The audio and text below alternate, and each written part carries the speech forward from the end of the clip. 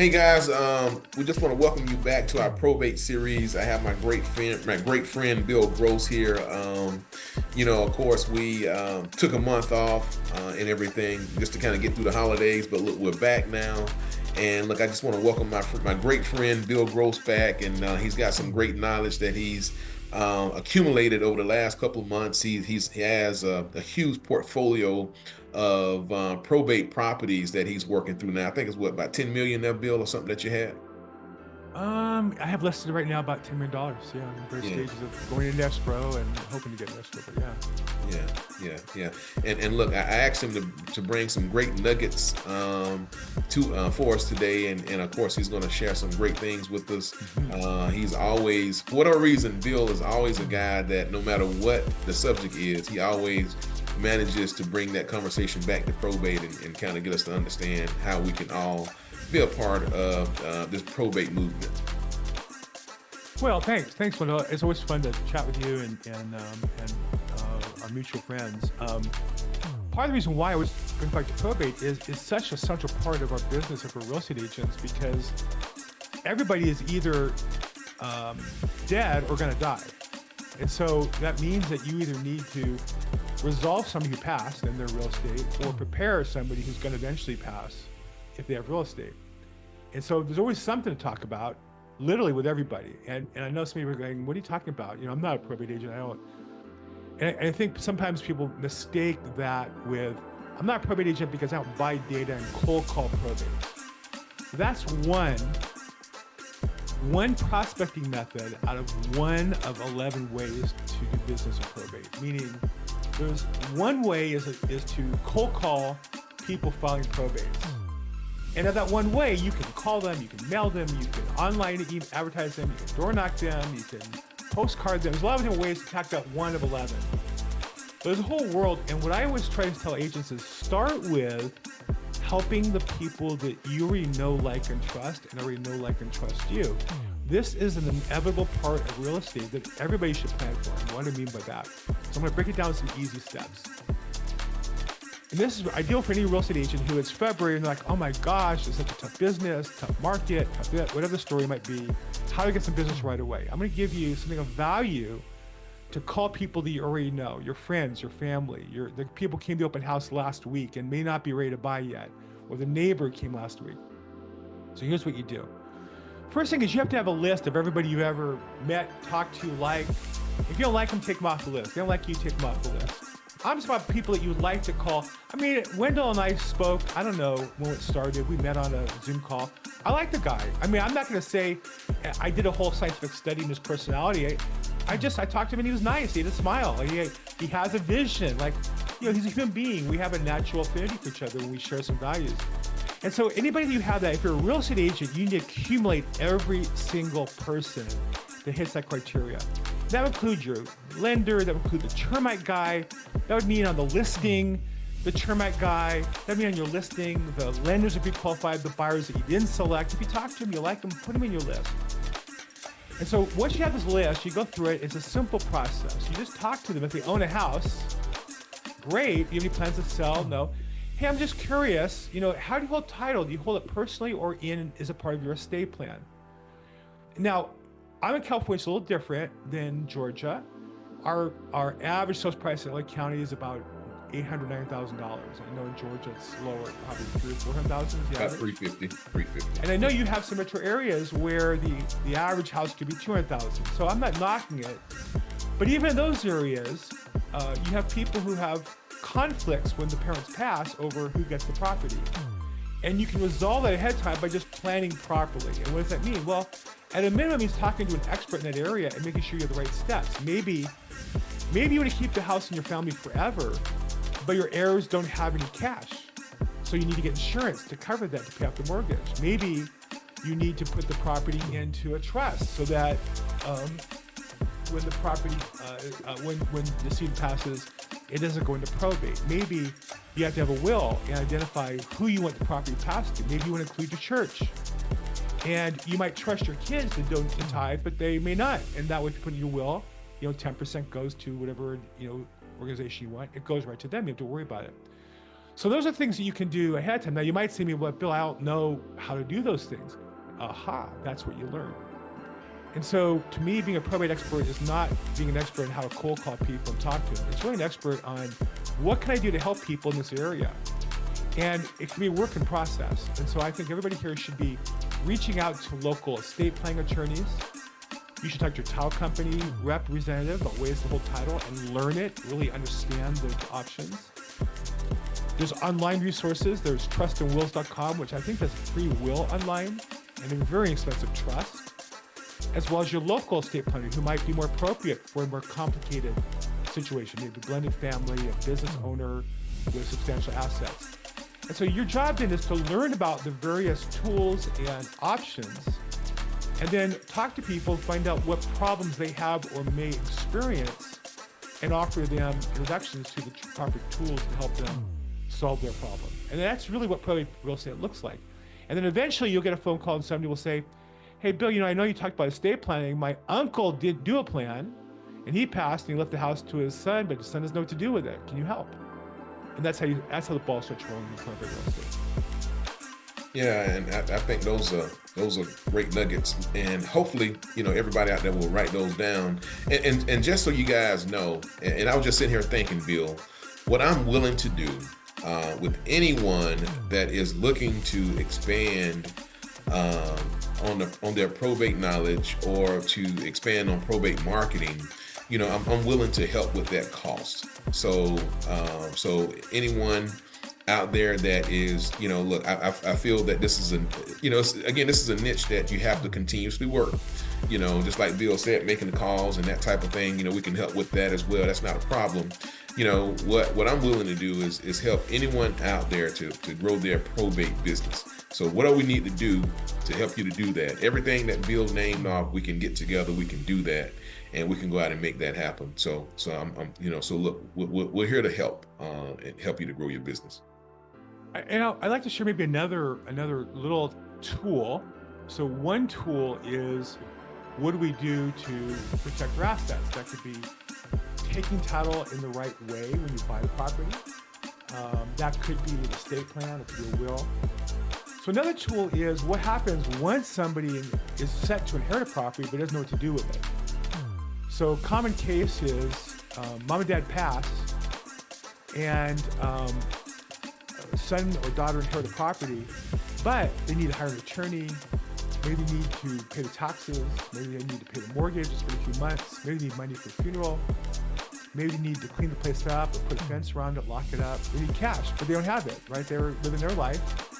The next thing you know, they have a $300,000, $400,000, $500,000, $300,000 house coming to them, but they need cash. And so one of the things I've worked on a lot is advanced inheritances, where you can advance people money. So if they're about to receive $500,000, but they won't get it for, say, a year, you can get them $5,000, $10,000, $15,000 now. And it's not inexpensive, but it's kind of like a payday loan. But if you need it, it helps move things forward. It helps you get the right attorney, helps you get things filed right away. Maybe you need money from an eviction attorney. And so I think the key is to always be looking to put new tools in your toolbox, so that when you're talking to people and they tell you a problem, you go, it's funny, I have a solution to that. And, another one is what to do with all the stuff. Junk out services, estate sale companies, depending on what markets you work in, they become important tools in the toolbox as well. And so as a real estate agent or professional, I would say my job is to always be looking for more tools from my toolbox. One of my tools is knowing Wendell and those you watching this in Georgia, because I get people who say, hey, I need to sell property. Literally, I had one yesterday. I need to sell property in Florida, and specifically, nice area down on the southwest. Boca Raton? No, west, not east. Anyhow, it doesn't really matter. But I didn't know anybody there, oddly enough. Now, I have resources. I'm with the XP. We have a way we can look up very easily, find certain criteria, reach out to them. They agreed and took it. But my point is, I'm always looking for tools in my toolbox. One is meeting new agents in other areas that I trust, because the person referring me to business is a very trusted vendor. I don't want to just give it to anybody. I want to give somebody who's going to do the job. So again, those are things that as a real estate agent, Yes, there are agents who make a living just cold calling. And yeah, there are agents who just do social media to start with. But I would recommend the other thing is be a better agent. Learn by putting more tools in your toolbox and then reach out to people that already know, like, and trust you. Always be adding more people into that list and see what problems they have and see if you can solve them. Yeah, and I think one of the issues that happen, Bill, is, when they start to reach out and adding those tools to the toolbox, I think what happens probably after about 30 days, don't see any results. And of course, Yes. they totally give up. It's not working. Yes. But, if you think about, marketing, so just take out the notion of being a real estate agent for a minute. Okay. So at the end of the day, it's about marketing. You talked about, of course, some agents on social media, some agents, making phone calls. What it breaks down to, we are two things. One is a marketer and two, customer service. So those are two things that we have to remember outside of being a real estate agent. So as long as, and when you look at marketing is about marketing on a consistent basis. You can't start marketing. Again, it's going to take at least 90 plus days before you see the results. It's not going to happen within 30 days. It's a consistent thing. If you think about, Coca-Cola, if you think about, Facebook, Facebook is not a truly a social media platform. It's a marketing platform. If you break down the nuts and bolts of it, that's what it is. Get people like us to spend money to sponsor ads and things like that. So that's how they bring in the money. It's free to go out and be on the site. But at the end of the day, and that's another way that you can market is you can go on social media and you can sponsor your ads and talk about probate. I haven't seen an ad on Facebook and Instagram where I talked about I'm your probate expert. I haven't seen one, Bill. I don't know about you, but I'm just saying, yeah. So I'm just saying that those are things that you have to do. You just have to stay consistent. You can't quit. You can't give up, and you have to consistently market. No, and I also think, who wants to work with real estate agents that's going to quit, right? There's no quitting me. And no disrespect to anybody on this call or you, Wendell, but if it comes down to who's going to outwork who going to outlast who, if you're going to beat me, you better buckle up, man, because I'm going to go. You better be on point. Yeah. But I think, and I think customers want that. I think in a world of fake and fluff and glamour and glitz, people crave authenticity. And that's why I think your marketing should be about, hey, today, here's what I learned. Really, you could spend 3 hours a day where you learn about something for an hour or two, and then spend an hour or two sharing what you learned on video and social media, and make sure everybody in your database that you can get in front of sees that. That's the most effective marketing in terms of the business that we do. Now, I'm not selling, cold cream or, get rich quick scenarios. I'm selling, I will help you solve your problem. And either I know the solution, or I'll find the guy or gal who has the solution, right? I'm your solution to all things real estate. You call me and either I know the answer or I'll get you the answer and execute it well.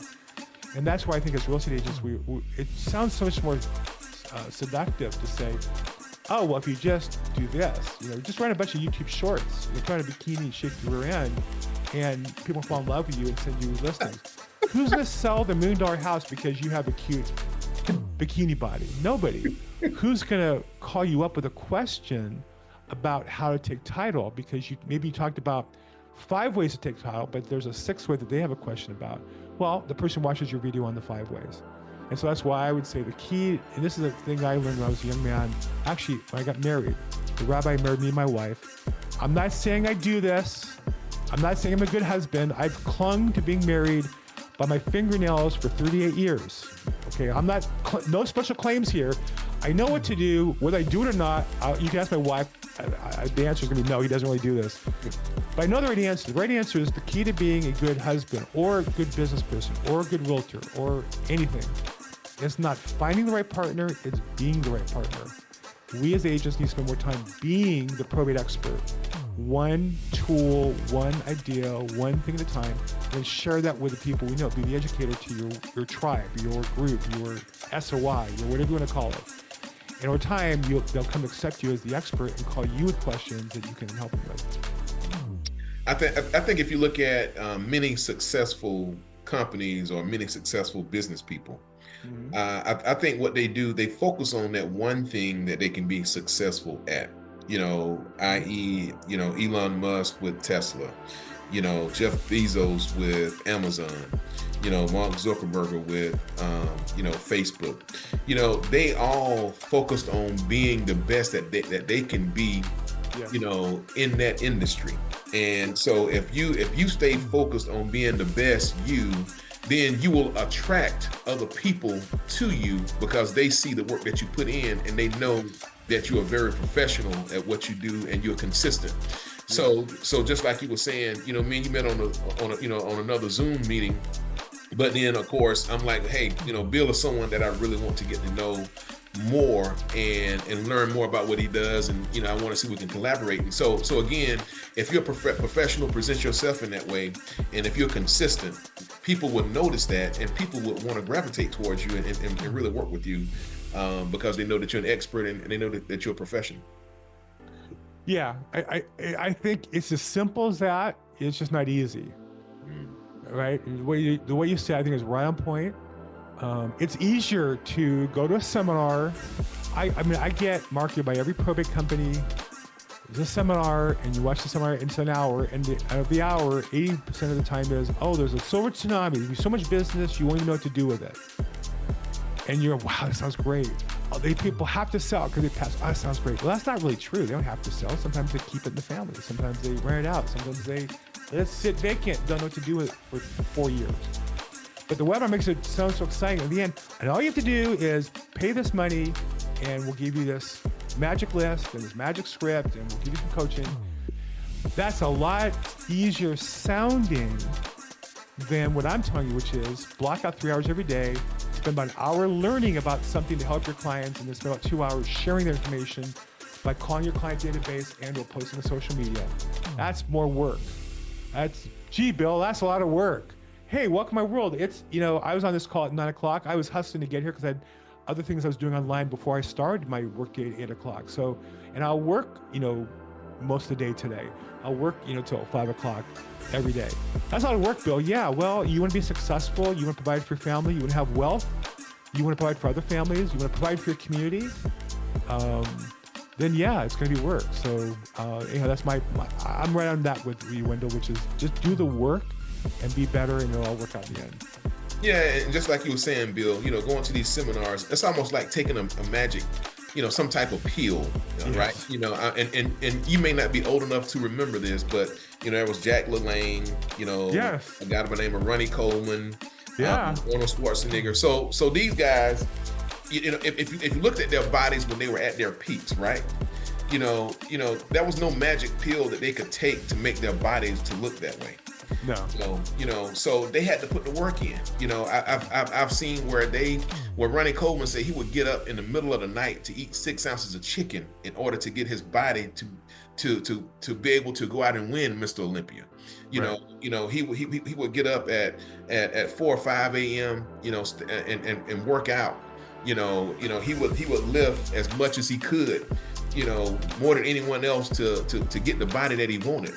Arnold Schwarzenegger was working a part-time job while he was, competing. So again, you have to put the work in. There is no magic workshop that you can go to. There is none of that. After you paid your money, then what happens after that? You're still back in the same place. You still got to put the work in.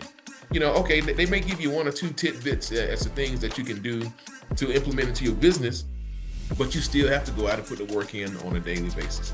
That still holds true to this day. I wish it wasn't the case. I wish it was easier.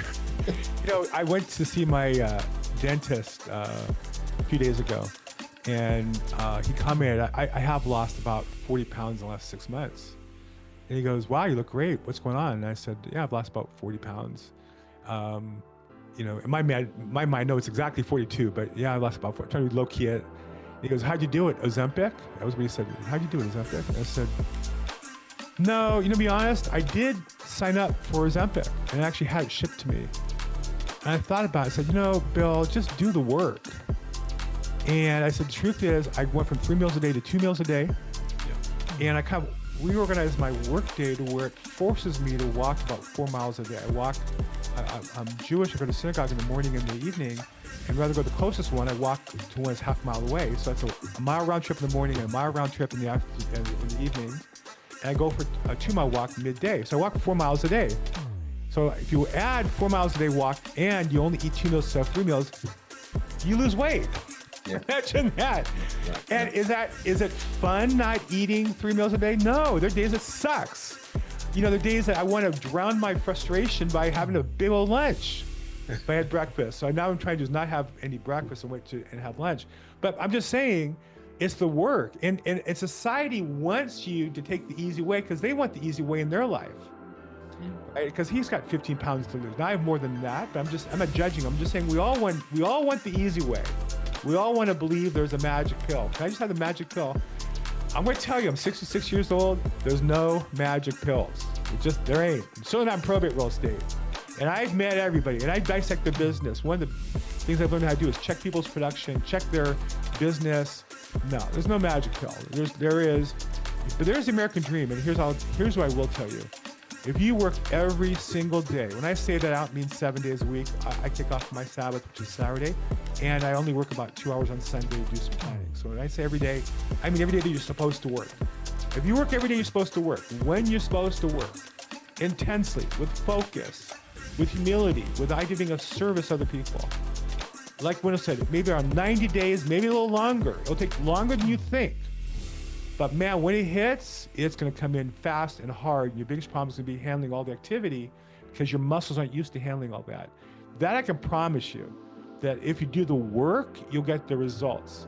And the other thing I would say is you better learn how to, along the way, enjoy the process. The reason why I like learning the tools and sharing what my database is, because even if I don't get a listing today, if I learn a new tool today, I'm now more powerful and I'm stronger. That work has its own benefit. By talking to my customers, whether or not they refer me business, I've planted the seeds of goodwill and I've earned in the universe, or if you believe in, I've earned from God the grace to get business from somebody else. I'm not get it from the person I help, but God is going to say to me, hey, you're a good servant. Here's your business from some other place you never imagined, if you believe in that, which I do.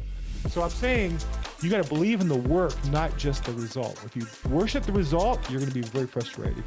If you surrender and accept the work, then I promise you make more money than you ever imagined. Yeah. And I was just sitting here thinking, Bill, you talked about the work that you put in, as far as you walking, 4 miles a day, eating those 2 meals a day. But I guarantee you, when you look at the benefits of it, you think clearer throughout the day, you feel healthier. That I'm pretty sure that your joints and bones don't ache like they used to. You have more energy for the grandkids. So I'm just saying that to say, yeah, the work is not easy at all. But when you look at the long-term benefits of the work that you put in, and you didn't lose 40 pounds, within 30 days or within 30 hours or within 3 hours, it took time. Not only that, but then of course, now you know what you can do to continue on and to maintain the weight that you currently have, because now you've seen now you feel the results, you see the results. You can look in the mirror and see the results because of the hard work that you put in. If you didn't put in that hard work, there would be no results. Yeah, I think you have to enjoy the process, and I do enjoy walking and people.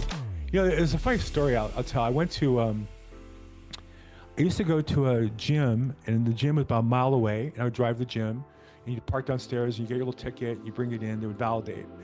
This is Beverly Hills, so parking can be very expensive if you don't have the right setup. It's supposed to be free, but if you don't have the ticket, you're gonna pay $20. So I go in and I work out. I forgot to bring the ticket for my car. So as I walk out, I said to the guy at the front, who was a trainer, but he was sitting at the front desk, hey, I left my ticket in the car. Can you give me a blank and validate that? He says, no, we're not allowed to do that. You have to actually have the actual ticket. I said, man, you make me walk down there and back? He said, no. That's free extra cardio. I'm thinking, free extra cardio? I mean, I'm going to walk downstairs and back up the stairs. I guess he's right. I guess it depends how you look at it. You know?